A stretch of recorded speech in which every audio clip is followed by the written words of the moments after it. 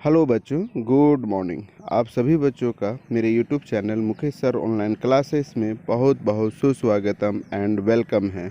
बच्चों, आज के इस वीडियो में हम लोग जानेंगे कक्षा 7 का पर्यावरण और हम, जो कि भूगोल सब्जेक्ट है, और हम लोग पढ़ेंगे अध्याय 5 जलमंडल भाग 2। तो जो बच्चे अभी तक मेरे यूट्यूब चैनल को सब्सक्राइब नहीं किए हैं, प्लीज़ सब्सक्राइब कर दें।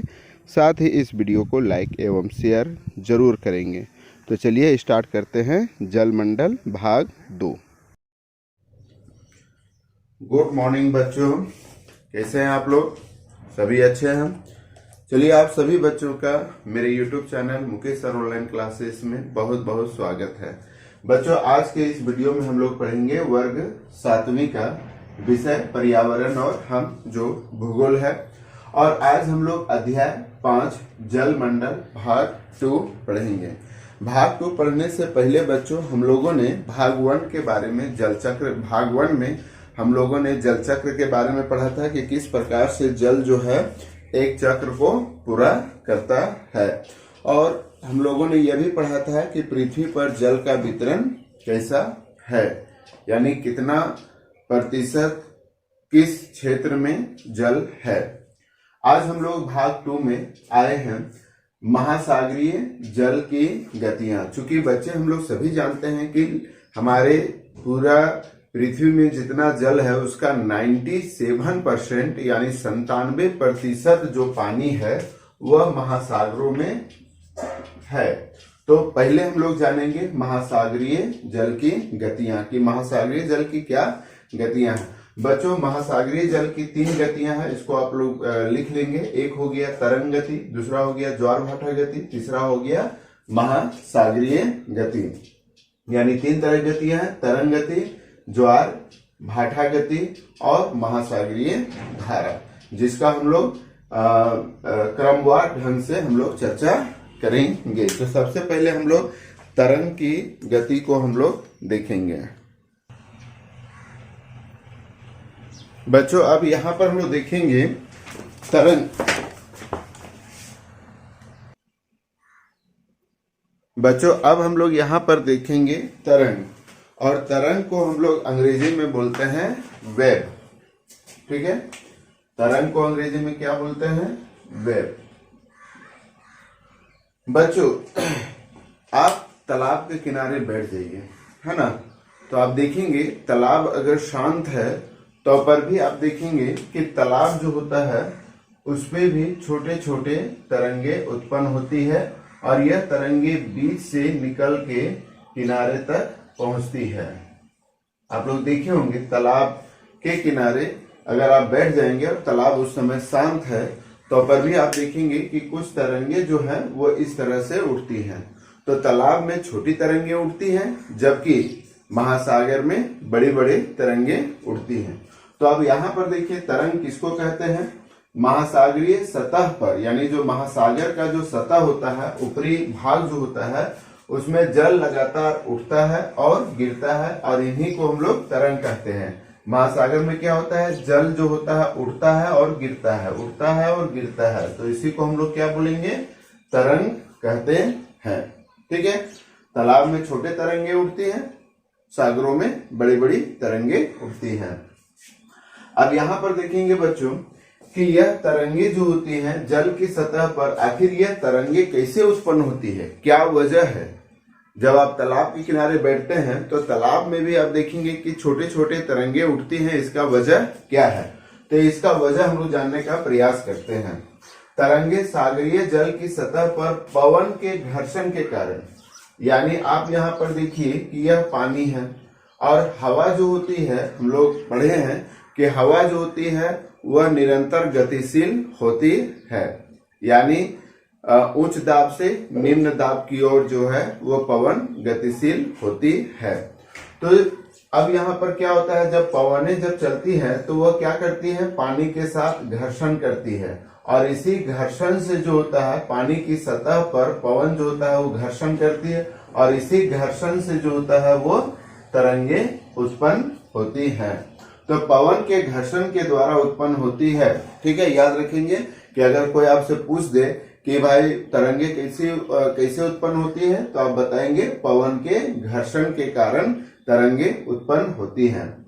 इन तरंगों की गति दोलनात्मक होती है, दोलन करती है, ऊपर नीचे करके जाती है, तो इसलिए इस गति को हम लोग क्या बोलेंगे, दोलन गति, है ना।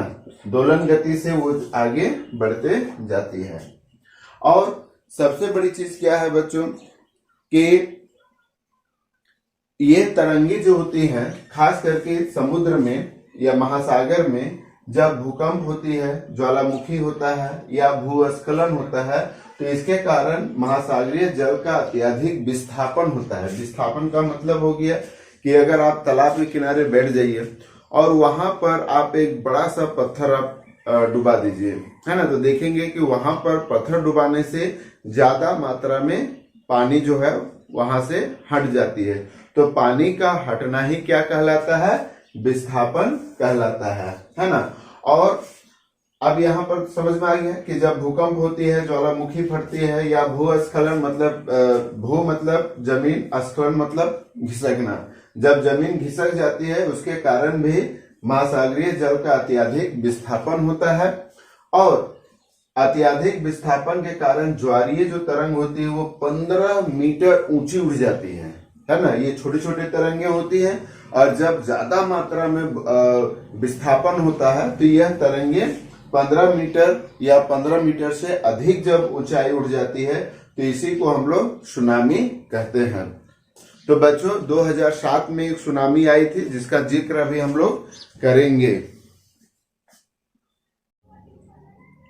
अब बच्चों हम लोग यहाँ पर सुनामी के बारे में थोड़ी जानकारी जान लेते हैं। तो हम लोग यहाँ पर बच्चों देखेंगे सुनामी का मतलब ही हो जाता है पृथ्वी का तांडव, है ना। तांडव शब्द से ही जाहिर होता है कि तांडव का अर्थ जो होता है वो बहुत ही विनाशकारी होता है। तो यानी सुनामी का नाम क्या दिया हुआ है, पृथ्वी का तांडव। तो इसके बारे में जानना जरूरी है बच्चों। अंग्रेजी शब्द जो है वो है सुनामी। यह सुनामी जो है वो अंग्रेजी भाषा जापानी भाषा का एक शब्द है ना। अंग्रेजी में से सुनामी लिखते हैं लेकिन यह जापानी भाषा का एक शब्द है। अगर इसको लोग देखेंगे कि TSU यानी सु हो गया और NAMI नामी हो गया, तो अगर हम इन दोनों शब्दों को जोड़ देते हैं तो यह बन जाता है सुनामी। और सुनामी का अर्थ हो जाता है समुद्र तट की ओर आती लहरें। अब यहाँ पर बच्चों देखेंगे कि ये समुद्र है, ये उसका तट है। तो समुद्री तट के किनारे जो तरंग आती है ना, इधर तो आपका पेड़ है, घर है ना, समुद्र के किनारे घर है ना। तो लहरें जो होती हैं वो तट की ओर आती हैं। इसी आती हुई लहरों को हम लोग क्या बोलेंगे, सुनामी कहेंगे। और बच्चों यह सुनामी जो है वह दिसंबर 2004 में आया था। ठीक है, दिसंबर 2004 में आया था और वो भी कहा, हिंद महासागर में, हिंद महासागर में आया। तो बच्चों ये सुनामी कहाँ आया था, वो आया था हिंद महासागर में। तो आप यहाँ पर विश्व का मानचित्र देख सकते हैं और यहाँ पर विश्व के मानचित्र आप देख सकते हैं, यह है इंडियन ओशन, है ना, हिंद महासागर। तो आप देख सकते हैं कि जब हिंद महासागर में आया होगा तो भारत भी इससे प्रभावित हुआ है। बैंकॉक हो गया, मलेशिया हो गया, है ना, ऐसे बहुत सारे जो है, मालदीव हो गया, ऐसे बहुत सारे जो देश है इससे प्रभावित हुआ है। तो अब यहाँ पर देखते हैं बच्चों कि दिसंबर 2004 में जब हिंद महासागर में आया था तो इसकी ऊंचाई जो थी वो 150 मीटर थी। कितनी ऊंचाई थी, 150 मीटर। अगर 15 मीटर ऊंची उड़ जाती है समुद्र की तरंगे तो उसको हम सुनामी कहते हैं। अब 15 मीटर सोचिए कितना ऊंचा होता है। अब 15 मीटर को आप 10 यानी 10 गुना जो है 150 मीटर ऊंची सुनामी तरंग के कारण सबसे विनाशकारी सुनामी अभी तक आई है। यानी यह सुनामी जो है वो बहुत ही भयानक रूप से आई थी, जिसके कारण इसका कारण क्या था, सुनामी आने का कारण क्या था, तो वो था शक्तिशाली भूकंप। और यह भूकंप कहाँ आया था, हिंद महासागर में। इसकी तीव्रता कितनी थी, 8.9 रिएक्टर। ठीक है, 8.9 रिएक्टर जो है इसका पैमाना है, उसके कारण जो है यह सुनामी 2004 में आई थी।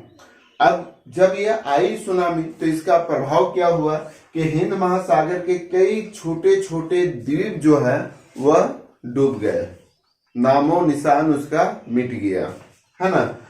और सुनामी के कारण भारत सहित, यानी इसमें भारत भी जो है बहुत प्रभावित हुआ था, तो भारत सहित लगभग 2,80,000 लोग मारे गए थे। ठीक है, भारत में जो प्रभावित जिले थे उसको थोड़ा सा हम लोग जिक्र कर लेते हैं। तो ये प्रभावित जिले कौन कौन है, तो यहाँ पर देखेंगे आंध्र प्रदेश। ठीक है, तो यहां पर हम लोग देख रहे हैं आंध्र प्रदेश, ये देखिए ये आंध्र प्रदेश का इलाका हो गया।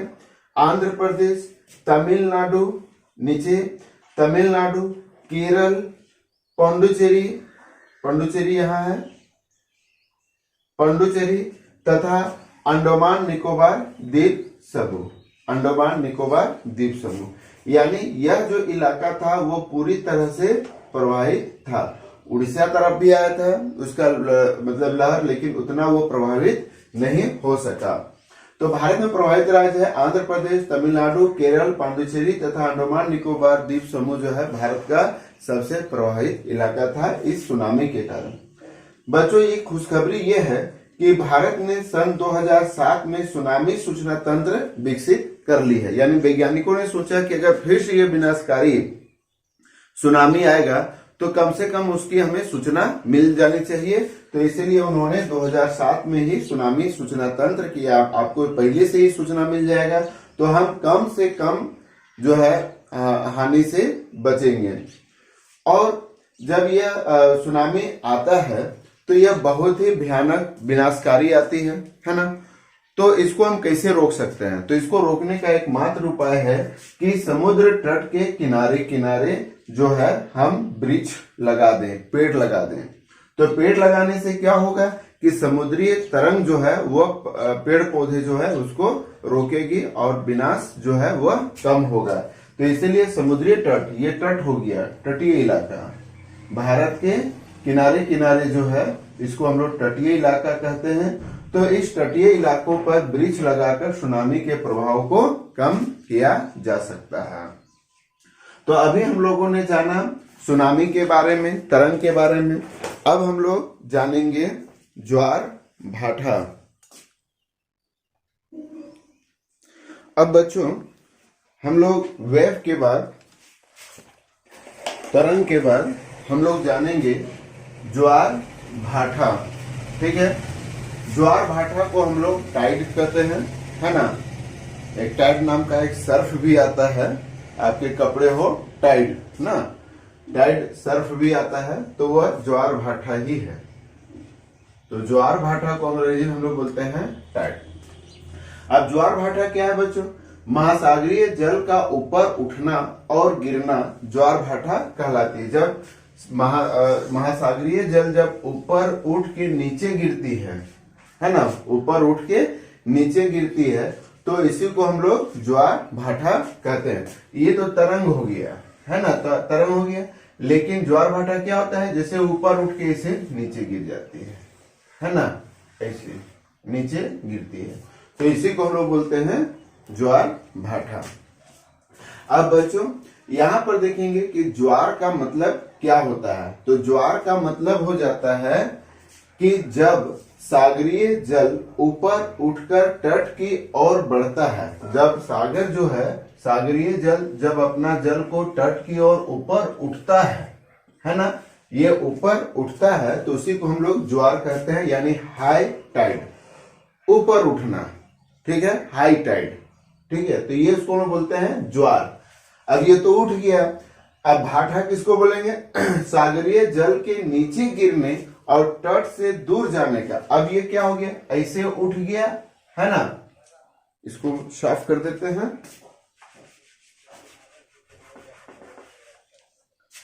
अब जब ये ऐसे ऊपर उठता है तो ऊपर उठने के बाद, ऊपर उठती है तो इसको हम लोग ज्वार कहते हैं, और जब ये नीचे गिरकर फिर वापस समुद्र की ओर लौट आती है ना। अब ये क्या हुआ कि इधर से समुद्र जा रहा है, सागरीय जल जा रही है, और जाने के बाद ये इस तरह से तट के किनारे, ये तटीय इलाका है ना, तो इधर जो है वो समुद्र ऐसे उठ गई है ना, तो इसको हम बोलेंगे ज्वार। और जब ऊपर उठ के फिर ये नीचे गिरती है तो नीचे गिरने के बाद ये फिर वापस समुद्र की ओर लौट आती है, तो इसको लोग बोलते हैं भाटा। समझ गए, ज्वार उठना, भाटा गिरना। ज्वार में तटीय से, तट से टकरा के ऊपर की ओर जाती है, उसको ज्वार बोलते हैं, और ऊपर जाने के बाद फिर जब वो नीचे गिर के और वापस समुद्र की ओर आती है तो उसी को हम लोग बोलते हैं भाटा, यानी लो टाइड।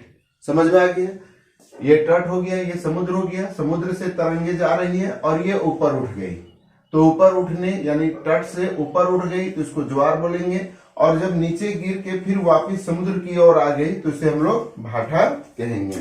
ठीक है, ऐसे बच्चों ज्वार भाटा दिन में 2 बार यानी सुबह और शाम को ज्यादा होती है ना, यानी दिन में 2 बार ज्वार भाटा आना है।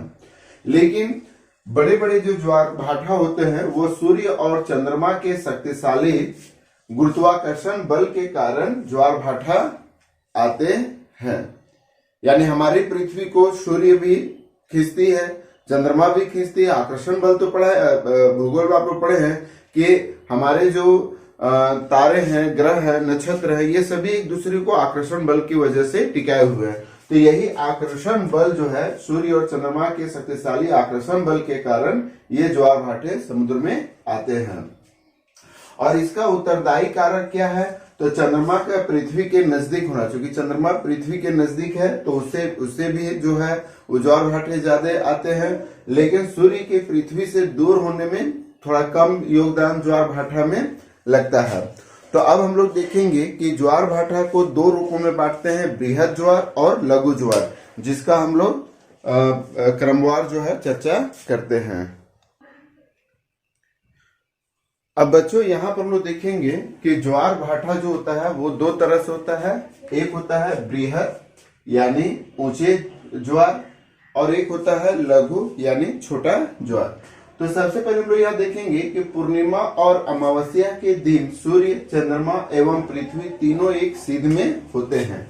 तो यहाँ पर हम लोग देखेंगे कि अगर पूर्णिमा है, ये हमारी पृथ्वी है, ये चंद्रमा है, ये अमावस्या के जिक्र कर रहे हैं, और सूर्य हमारा इधर है। तो यहाँ पर हम लोग देखेंगे कि तीनों एक सीध में हो जा रही है। तो जब तीनों एक सीध में होते हैं तो दोनों की आकर्षण शक्ति एक साथ मिलकर काम करती है। किसका, पृथ्वी पर चंद्रमा सूर्य सब एक सीध में हो रहा है, तो चंद्रमा भी पृथ्वी को अपने ओर खींच रहा है, और सूर्य भी चंद्रमा को अपने ओर, पृथ्वी को अपने ओर खींच रहा है। यानी पूर्णिमा और अमावस्या के दिन जो है तीनों, सूर्य, चंद्रमा और पृथ्वी जब तीनों एक सीध में होती है तो पृथ्वी पर चंद्रमा की आकर्षण और सूर्य भी पृथ्वी पर आकर्षण, यानी दोनों इसको अपने ओर आकर्षण बल लगाती है।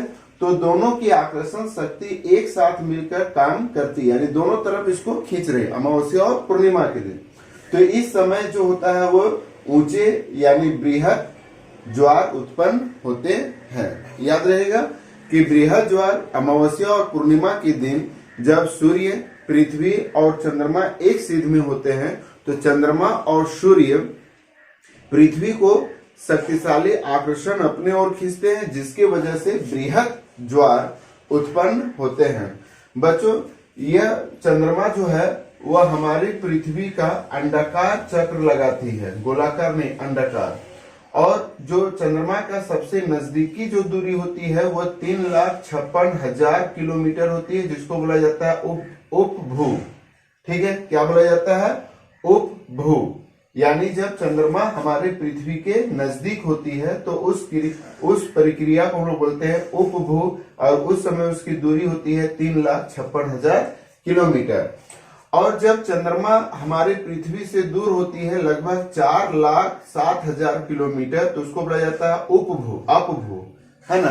अप मतलब ज्यादा, है ना, उप मतलब कम, ठीक है। तो जब चंद्रमा जब पृथ्वी के नजदीक होती है तो उसको बोला जाता है उपभू, और जब चंद्रमा पृथ्वी से दूर होती है तो उसको बोला जाता है अपभू, ठीक है। इसको याद रखेंगे, जब चंद्रमा हमारे पृथ्वी से दूर होती है तो उसको बोला जाता है अपभू, और जब चंद्रमा हमारे पृथ्वी से नजदीक होता है तो उसको बोला जाता है उपभू।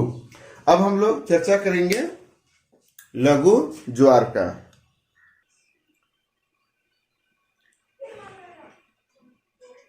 अब बच्चों हम लोग देखेंगे लघु ज्वार। तो ये लघु ज्वार कैसे आती है।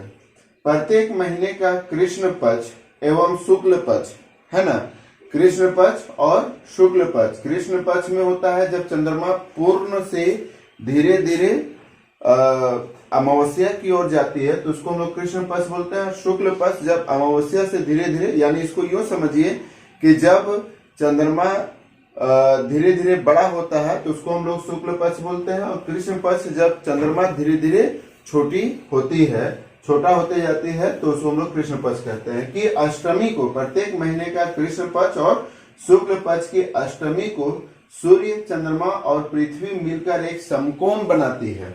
अब यहाँ पर देखिए, ये सूर्य हो गया, ये हमारी पृथ्वी हो गई, और ठीक अष्टमी के दिन लगभग चंद्रमा जो है यहाँ होती है। तो इस तरह से ये क्या बनाती है, समकोण बनाती है ना। तो जब समकोण बनाती है तो इस समय सूर्य और चंद्रमा के आकर्षण बल एक दूसरे के विपरीत कार्य करते हैं। यानी सूर्य और चंद्रमा का जो आकर्षण बल होता है वह एक दूसरे का विपरीत काम करता है। यानी इसको भी इधर खींच रहा है, एक देखिए एक दूसरे का विपरीत काम कर रहा है, ये भी इसको खींच रहा है, ये भी इसको खींच रहा है, ये भी इसको खींच रहा है, एक दूसरे का विपरीत कार्य होता है।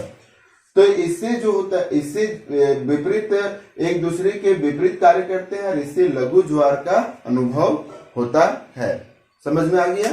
यानी कृष्ण पक्ष और शुक्ल पक्ष के अष्टमी को ही यह लघु ज्वार जो है वह उठते हैं। क्लियर हो गया।